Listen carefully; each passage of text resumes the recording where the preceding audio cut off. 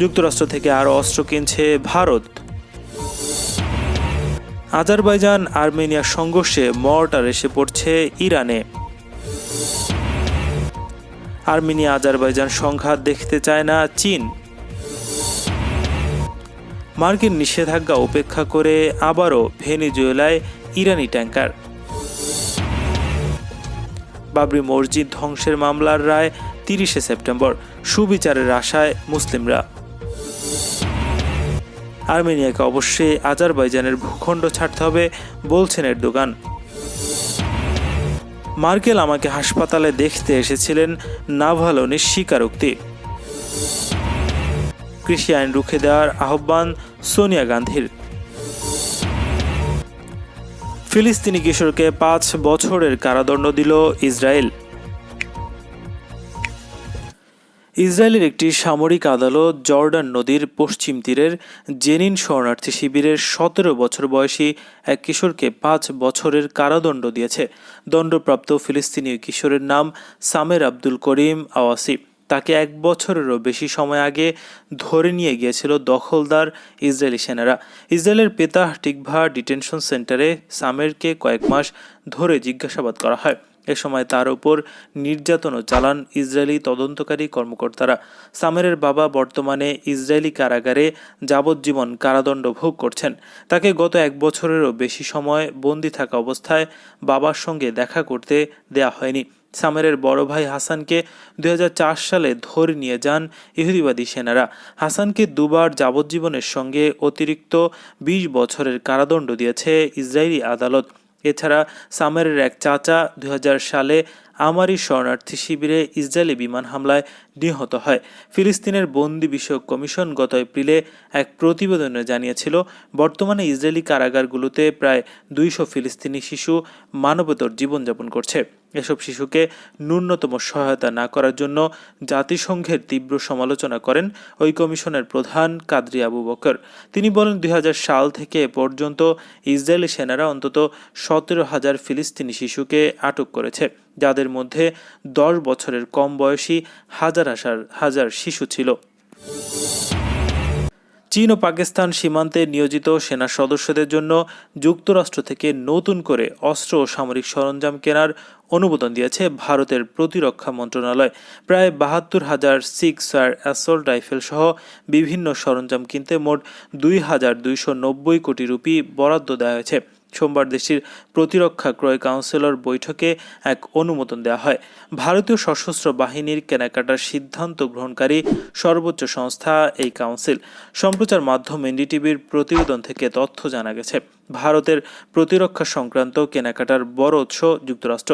বিভিন্ন সময়ে দেশটি থেকে কোটি কোটি ডলারের সামরিক সরঞ্জাম কিনেছে দিল্লি। সোমবার অ্যাসল্ট রাইফেল ছাড়াও যুক্তরাষ্ট্র থেকে যেসব অস্ত্র ক্রয়ের অনুমোদন ভারতের প্রতিরক্ষা মন্ত্রণালয় দিয়েছে, তার মধ্যে 970 কোটি রুপিতে বিমান বাহিনী ও নৌবাহিনীর জন্য অত্যাধুনিক বিমান ঘাঁটি, বিধ্বংসী অস্ত্রও রয়েছে। ভারতের প্রতিরক্ষা মন্ত্রণালয়ের এক কর্মকর্তা জানান, মন্ত্রণালয়ের মন্ত্রী রাজনাথ সিং এর সভাপতিত্বে অনুষ্ঠিত সভায় বিভিন্ন অস্ত্র ও সামরিক সরঞ্জাম ক্রয়ের অনুমোদন দেওয়া হয়েছে। এর মধ্যে ভারতীয় সেনাবাহিনীর সম্মুখ সারির সদস্যদের জন্য 72,000 সিক্সার অ্যাসল্ট রাইফেল কিনতে ব্যয় হবে 780 কোটি রুপি। গত কয়েক বছর ধরেই ভারতীয় সেনাবাহিনী অস্ত্র আধুনিকায়ন কর্মসূচি বাস্তবায়ন করছে। এর আওতায় ইতিমধ্যে বিপুল সংখ্যক হালকা মেশিনগান, ব্যাটেল কার্বাইন এবং অ্যাসল্ট রাইফেল কেনা হয়েছে, আর তা দিয়ে একই ধরনের পুরনো অস্ত্র বদলে ফেলা হয়েছে। কারাবাখ অঞ্চলের নিয়ন্ত্রণ নিয়ে ইরানের উত্তরের 2 প্রতিবেশী দেশ আজারবাইজান ও আর্মেনিয়ায় আবারও সংঘর্ষে জড়িয়ে পড়ছে। একে অপরের অবস্থানে গুলি ও মর্টার নিক্ষেপ অব্যাহত রয়েছে। এ অবস্থায় 3টি মর্টার এসে পড়েছে ইরানের ভূখণ্ডে। প্রতিবেশী দেশ দুটির লড়াইয়ে কমপক্ষে 80 জন প্রাণ হারিয়েছে। সীমান্তবর্তী খোদা আফারিন জেলায় এসব মর্টার এসে পড়ছে বলে সেখানকার গভর্নর আলী আমিরি রাত সোমবার নিশ্চিত করেছে। তিনি বলেন, 3টি মর্টারের মধ্যে 2টি কৃষি খামারে পড়ে বিস্ফোরিত হয়েছে। সৌভাগ্যের বিষয়, এতে হতাহত হয়নি এবং কোনো ধরনের আর্থিক ক্ষতি হয়নি। অপর মর্টারটি পড়েছে এ জেলারই উঁচু তৃণভূমিতে। তৃতীয় মর্টারটি বিস্ফোরিত হয়নি, কারাবাখ অঞ্চলের নিয়ন্ত্রণ নিয়ে রোববার সকাল থেকেই দুই দেশের সেনাবাহিনীর মধ্যে নতুন করে সংঘর্ষ শুরু হয়েছে। আর্মেনিয়া ও আজারবাইজানের মধ্যে নতুন করে সীমান্ত সংঘাত শুরু হওয়ার পরেই ওই দুই দেশের পররাষ্ট্রমন্ত্রীদের সঙ্গে জরুরি ভিত্তিতে টেলিফোনে কথা বলেছেন ইরানের পররাষ্ট্রমন্ত্রী মোহাম্মদ জাভেদ জারিফ। তিনি আর্মেনিয়া ও আজারবাইজানকে অবিলম্বে যুদ্ধ বন্ধ করে আন্তর্জাতিক আইনের আওতায় দুই দেশকে আলোচনায় বসার আহ্বান জানিয়েছে। আর্মেনিয়া আজারবাইজান সংঘাত দেখতে চায় না চীন বলে জানিয়েছে চীনা।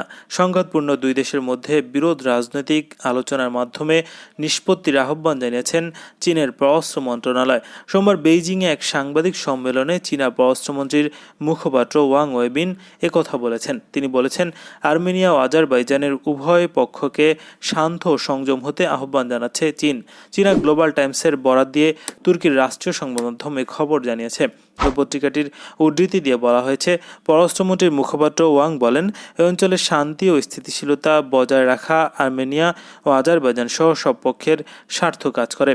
চীনা মুখপাত্র আরও বলেছেন, আমরা আশা করি সংশ্লিষ্ট দেশগুলো আরও উত্তেজনা এড়াতে রাজনৈতিক সংলাপের মাধ্যমে বিরোধ ও বিভিন্ন মতবাদ সমাধানের ব্যবস্থা করবে। একই সময় আর্মেনিয়া ও আজারবাইজানের উভয় দেশই সোভিয়েত ইউনিয়নের অংশ ছিল। 1991 সালে সোভিয়েত ইউনিয়ন ভেঙে যাওয়ার পর দেশ দুটি স্বাধীন হয়। তারপর থেকে নাগোর্নো কারাবাখ অঞ্চল নিয়ে গত 4 দশক ধরে বিরোধে জড়িয়ে আছে দুই প্রতিবেশী দেশ। মার্কিন নিষেধাজ্ঞা উপেক্ষা করে জ্বালানি সংকটে থাকা লাতিন আমেরিকার দেশ ভেনেজুয়েলার জন্য আবারও 3টি ট্যাঙ্কারে করে তেল পাঠিয়েছে ইরান। তেহরান ও কারাকাসের জ্বালানি খাতের ওপর আমেরিকার আরোপিত নিষেধাজ্ঞা উপেক্ষা করে এসব তেল ট্যাঙ্কার পাঠিয়েছে ইরান। সমুদ্রে জাহাজ চলাচল পর্যবেক্ষককারী সংস্থা রেফিনিডিট এইকন বলছে, ইরানি পতাকাবাহী জাহাজ ফয়েস্ট মধ্যপ্রাচ্য থেকে তেল নিয়ে কোনো ধরনের বাধা ছাড়াই সোমবার স্থানীয় সময় সকাল 8টায় ভেনেজুয়েলায় বিশেষ অর্থনৈতিক অঞ্চলে প্রবেশ করে। জাহাজটিতে 2,70,000 ব্যারেল তেল আছে বলে ইরানি সূত্রগুলো জানিয়েছে। ইরানের অপর দুইটি তেল ট্যাঙ্কার ফ্যাকসন ও ফরচুন একই রুটে ধরে বর্তমানে আটলান্টিক পাড়ি দিচ্ছে। অক্টোবরের শেষের দিকে এই দুইটি ট্যাঙ্কারও ভেনেজুয়েলার পানিসীমায় পৌঁছবে বলে মনে করা হচ্ছে। ইরানের এই 3 জাহাজ ভেনেজুয়েলার জন্য মোট 8,20,000 ব্যারেল তেল ও তেলজাত পণ্য বহন করছে। এর আগে গত এপ্রিল ও মে মাসে ইরানের 5টি তেল ট্যাঙ্কার ভেনেজুয়েলায় গিয়েছিল। ভারতের সুপ্রিম কোর্টের রায়ের পরে উত্তরপ্রদেশের অযোধ্যায় বহুল আলোচিত রাম মন্দিরের নির্মাণ কাজ শুরু হয়েছে, কিন্তু বাবরি মসজিদ ধ্বংসের রায়ের দিকে নজর রাখছেন মুসলিমরা। 1992 সালের 6 ডিসেম্বর অযোধ্যায় বাবরি মসজিদ ধ্বংস করার প্রায় 28 বছর পর আগামী 30 সেপ্টেম্বর একটি বিশেষ সিবিআই আদালত এই মামলার রায় দেবে। বিজেপির অনেক সিনিয়র নেতা ওই মামলায় অভিযুক্ত। আসন্ন রায় প্রসঙ্গে জামায়াত ইসলামী হিন্দের সভাপতি সৈয়দ সাদাউল্লাহ হুসাইনি বলছেন, 1992 সালের 6 ডিসেম্বর যা ঘটেছিল তা ছিল একটি সুচিন্তিত কৌশল। এখন যখন রায় আসছে আমরা ন্যায় বিচার প্রত্যাশা করি। এক্ষেত্রে সমস্ত ষড়যন্ত্রকারী সবার সামনে আছে। এটি কারো কাছে থেকে গোপন বিষয় নয়, এটি দেশের বিচার ব্যবস্থারও পরীক্ষার মুহূর্ত। অল ইন্ডিয়া মুসলিম পার্সোনাল ল বোর্ডের সদস্য কামাল ফারুকি বলেন, 27 বছর আগে অযোধ্যাতে যা ঘটেছিল তা রাতের অন্ধকারে নয় বরং দিনের আলোতে গোটা দেশ তা দেখেছিল। সেক্ষেত্রে আদালতের রায়ে এমন শাস্তি দেওয়া উচিত যাতে দেশের পুনরায় কোনো ধর্মীয় স্থানের বিরুদ্ধাচরণের কারো কোনো সাহস না থাকে। আজারবাইজানের ভূখণ্ডে আর্মেনিয়া দখলদারিত্ব বন্ধের আহ্বান জানিয়েছেন তুরস্কের প্রেসিডেন্ট রিসেপ তাইপ এরদোগান। সোমবার ইস্তানবুলে এক অনুষ্ঠানে তিনি একথা বলেছেন। অন্যদিকে বিদ্যমান সংঘাত থেকে তুরস্ককে দূরে রাখতে আন্তর্জাতিক সম্প্রদায়ের প্রতি আহ্বান জানিয়েছে আর্মেনিয়া। এরদোগান বলছেন, আর্মেনিয়া কর্তৃক কারাবাখ দখলের মাধ্যমে অঞ্চলে যে সংকট শুরু হয়েছিল অবশ্যই তার অবসান ঘটাতে হবে। তুর্কির প্রেসিডেন্ট বলেন, আর্মেনিয়াকে অবশ্য অবিলম্বে আজারবাইজানের ভূখণ্ড ছাড়তে হবে। এর মাধ্যমে অঞ্চলে শান্তি প্রতিষ্ঠিত হতে পারে। এর আগে আজারবাইজানের বিরুদ্ধে আর্মেনিয়ার হামলাকে উস্কানি হিসেবে আখ্যায়িত করেছে তুরস্ক। দেশের যুদ্ধের দিকে ঠেলে দেওয়ার আর্মেনিয়ার প্রতি দেশটির শাসকদের বিরুদ্ধে রুখে দাঁড়ানোর আহ্বান জানিয়েছেন এরদোগান।